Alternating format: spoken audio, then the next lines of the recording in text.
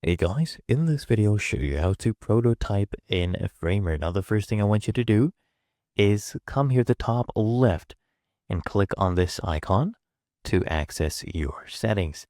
Just hover over preferences and then toggle on canvas pages. As you can see now I have canvas option. Click on this plus icon and we have started a new canvas. You can click on this canvas and choose the device. So right now we're in an iPhone 13. Let's say I would like it to be an iPhone 11. I can select that. Okay.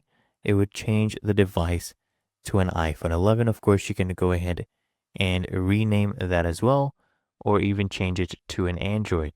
Okay. So this is the Android screen. If you want to rename, you just right click there. Okay. And then click on rename. And then you can rename this to, for example, Android. Okay, so I'll rename this for you to Android.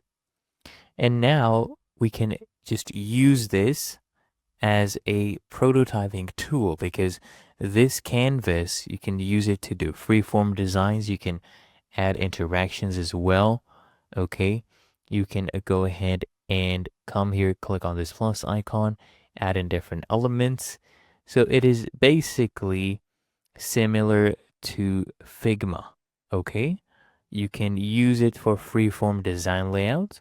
And once you're done with your designing, you can easily copy them, okay, to your respective pages. And it's really that easy and simple, and that is how you can prototype in Framer.